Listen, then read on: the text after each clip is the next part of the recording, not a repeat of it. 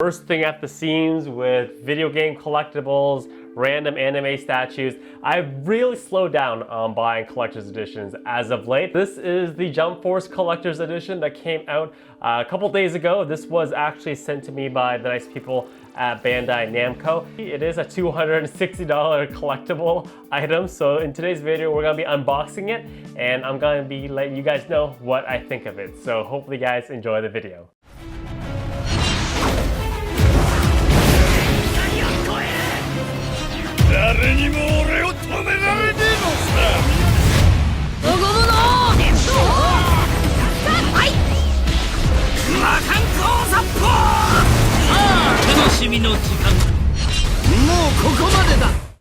Alright, so just as a side note, as you guys are watching me unbox this collector's edition in super fast mode, there are some FTC regulation stuff that we need to go over really quickly. So like I said a bit earlier, this collector's edition was not purchased by myself with my own money. It was actually mailed to me and pretty much hand delivered to me by the nice people at Bandai Namco for the purposes of an unboxing. I did agree that I would do an unboxing video for it, but they're not paying me any sort of side compensation or any sneaky side deals. On top of it, it's just basically have a free collector's edition and do an unboxing. And anything with Goku and Naruto, I am so down for. So yeah, it's pretty much the whole deal. Alright, so now that we have everything unboxed and on the table, let's just go through everything piece by piece and let you guys know what I think. So you obviously do get a copy of the game. This is the PlayStation 4 version, so that is right there.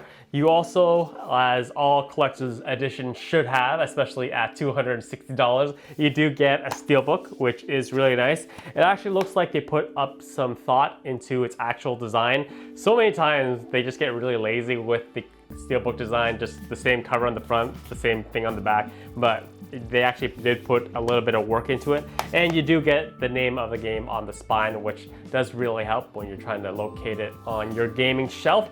And instead of the normal art book that you normally get, you actually get 3 large square cutouts of the 3 major characters of the game in their awakened form. So you got Super Saiyan Blue Goku right here. Then you have Sage Mode Naruto. Then you have, I'm not a huge One Piece fan, so I have no idea what this Luffy mode is or Luffy mode is. I honestly don't know, but it looks pretty intense, I must admit. All right, so now it's time for the main event, which is obviously the statue, probably the main reason why you're buying this thing. And I'll be honest with you, it's actually done extremely well. So the statue comes in 4 separate pieces. You have the 3 separate pieces of each individual character, and then you have the base that they attach to via their feet. The base itself is well done. There's a real high level of detail in the environments. It kind of gives a nod to all the different areas of the world that you're going to be playing in the games. Just in general, done very well. And when you move on to the actual statue, so we'll start with the Goku statue. I unboxed the Dragon Ball FighterZ collector's edition a couple years ago, and I did not like it at all. They tried to make it a really comic book cel shaded effect, which they didn't really pull off that well, so it honestly just went into storage. But this statue I thoroughly dig. They did a really good job of recreating the source material.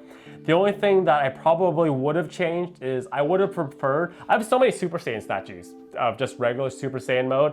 I know that Super Saiyan Blue is a relatively new thing, but just to change it up, I would have preferred if he was a Super Saiyan Blue mode. That's his full awakened mode in the game as well as the anime. So that would have been a nice touch if it was the blue mode, but it is what it is. Moving on to the Naruto statue, he is standing in a ninja pose on top of this stoplight, doing the cross-finger Kagebushin no Jutsu hand weave. And once again, it's done very well. And then front and center, you have Luffy holding it down. Like I said, I'm not the biggest One Piece fan, but he is it doesn't really get more mainstream anime than One Piece, so even if I'm not a huge fan of the series, I understand why a lot of people would like it. In terms of actual material the statue is made of, it's made of that same plastic material that's supposed to look like a high-end resin, but it's not really because it would drive up costs a lot. And from afar or from a okay distance, it looks exactly like a resin. It's not really till you get up close that you will notice any sort of a difference. All right, so review score time. So like I said earlier, I did not personally purchase this collector's edition with my own money, but I do recognize and I know how much it does cost. Right out of the gate, this collector's edition will run you $260, which is a lot for a collector's edition.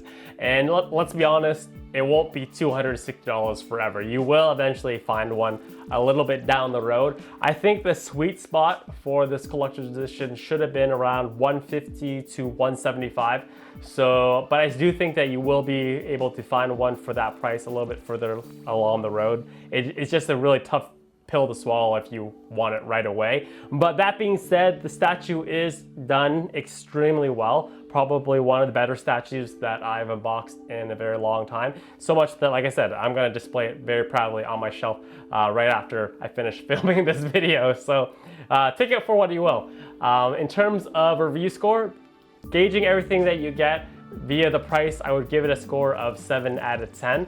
Once again, if it would have been around 150 to 175, it probably would have been around like probably a high 7, a high 8 review score, but it is what it is. All right, ladies and gentlemen, that is it for my unboxing of the collector's edition of Jump Force. Hopefully you guys enjoyed the video. One quick note, if you are looking for a series to watch on YouTube, I have started it on the channel for your viewing pleasure. So you can either click here or depending on where I put it over here or in the description, it's probably in the description as well. You can check out my series on it. But yeah, it's nice doing these unboxings again. It's just, yeah, hopefully you guys enjoyed the video. As always, if you enjoyed, a thumbs up is greatly appreciated and I will see you guys next time. As always, have a fantastic day.